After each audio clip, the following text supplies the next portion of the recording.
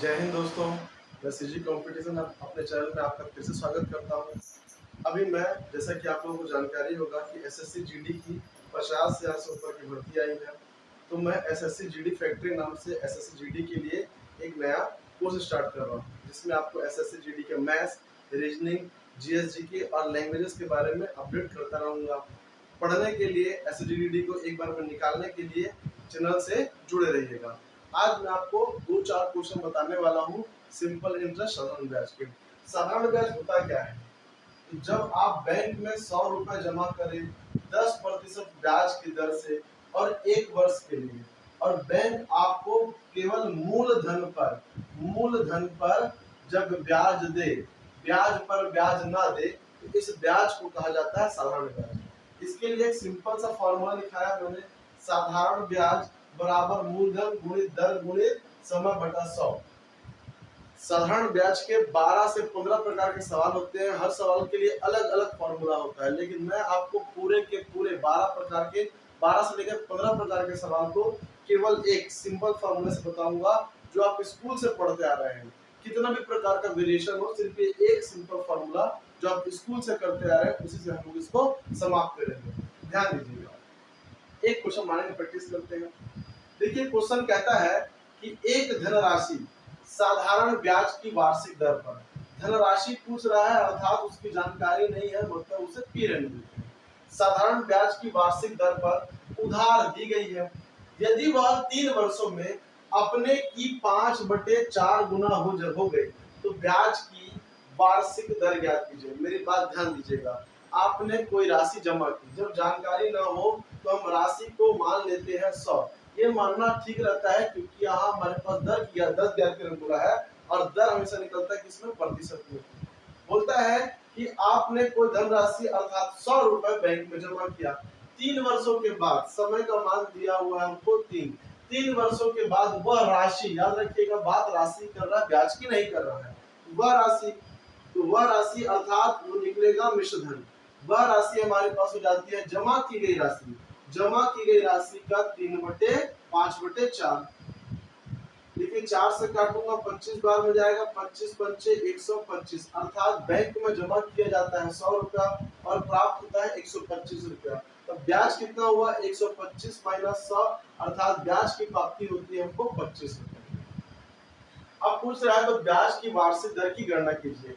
हम सिंपल सा इस साधारण ब्याज वाले फॉर्मूले का उपयोग करेंगे और हमारा आंसर हमको मिल जाएगा।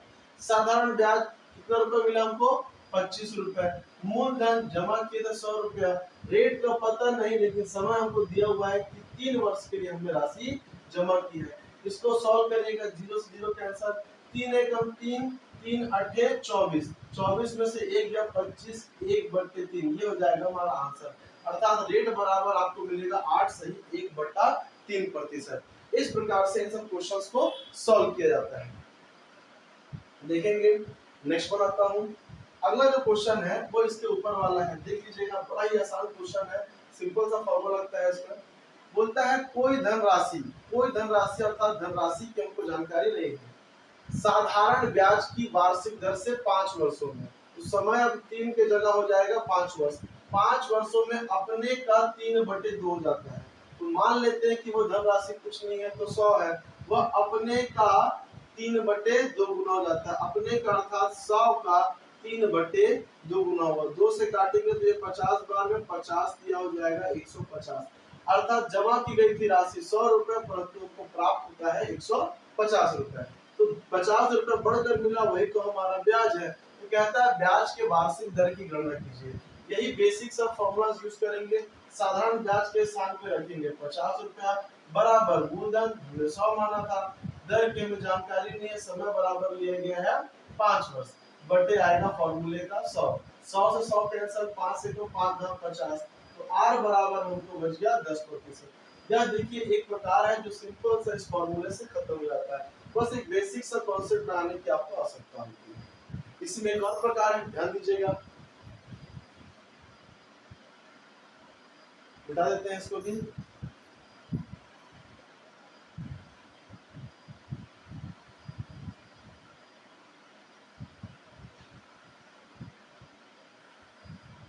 देखिए, जब ब्याज मूलधन का a बटे b हो जाए। यहाँ पे पिछले क्वेश्चन में मूलधन का 3/5 3/, जब संख्या प्राप्त हो रही थी मूलधन से कमिश्नर प्राप्त हो रहा था। यहाँ क्वेश्चन को और आसान कर दिया है। कहता है क्वेश्चन को कि कोई धन की जानकारी नहीं, अर्थात 100 रुपए साधारण ब्याज की दर पर उधार दिया गया है 3 वर्षों में, अर्थात समय बराबर लेंगे हम 3 वर्षों में। उसका साधारण ब्याज उस मूलधन का 3/5। तो देखिए वहां कमिश्नर निकलता था, यहाँ पे साधारण ब्याज बोल दिया है।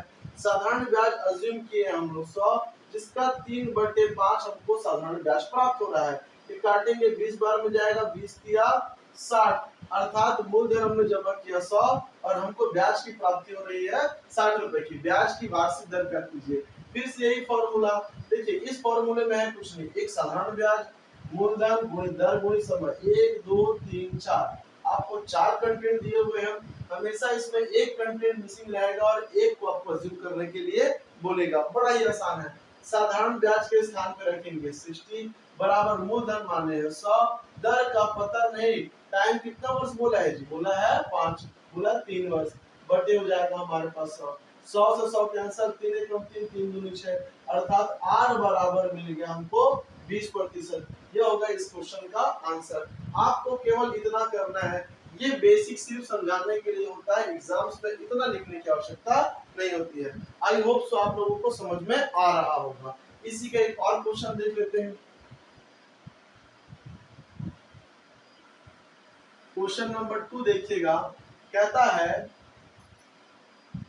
है साधारण ब्याज पर दिए गए किसी धन का ब्याज, साधारण ब्याज पर कुछ नहीं तो 100 दिए हैं, किसी धन का ब्याज उस धन के 3/16 है।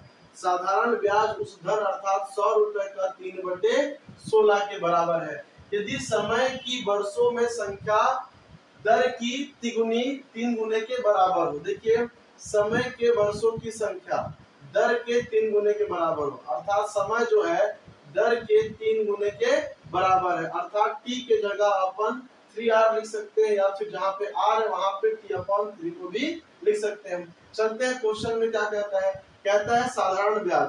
देखिए काटेंगे तो काट दीजिए, 4 से काटेंगे 4 बार, 4 से काटेंगे तो ये 25 बार, 25 दिया हो गया 75/4। ये हमारे पास फ्रैक्शन आ गया हमारा साधारण ब्याज। दशमलव में मत जाइएगा, साधारण ब्याज इसकी प्राप्ति होती है हमको 75/4। मूलधन जमा कितना किए हैं 100, दर की जानकारी हमको नहीं है, लेकिन बोला है कि जो हमारे पास यदि समय हो तो वर्षों में दिया हो संख्या, उसकी संख्यात्मक मान है वो दर के 3 गुने के बराबर है। तो यहाँ पे t के स्थान पर हम लिख सकते हैं 3r, ये लीजिए, ये लिखेंगे हम 3r बटे हो जाएगा 100, 100 से 100 हो जाएगा हमारा कैंसिल, ये हो जाएगा 75/4 इज इक्वल टू, सॉल्व करेंगे देखिए ये r और r, देखिए ये r ये हो जाएगा 3 और यहाँ हो जाएगा हमारे पास r का स्क्वायर, r गुना r का स्क्वायर हो गया, 3 एकम 3 25 किया 75, देखिए यहाँ पे आ गया 25/4 बराबर r का वर्ग। देखिए सॉल्व करेंगे, बेसिक तो आपको दिखाई दे रहा होगा, ये 25 जो है 5 का वर्ग होता है, 4 जो है 2 का वर्ग होता है, इसका भी वर्ग और बराबर r का वर्ग, ये स्क्वायर कैंसल और r बराबर अपने को मिलेगा 2.5%। ये हो जाएगा हमारा इस प्रकार इसका सॉल्यूशन। आपको केवल इतना करना होता है, ये तो हमारा बेसिक कॉन्सेप्ट क्वेश्चन से प्राप्त होता रहता है। इसी प्रकार और भी क्वेश्चंस मिलेंगे आपको एसएससीजीडी की तैयारी के लिए, सीक्वेंस वाइज में आपके सारे कोर्स कंप्लीट कराऊंगा, तो हमारे साथ बने रहिएगा। जय हिंद।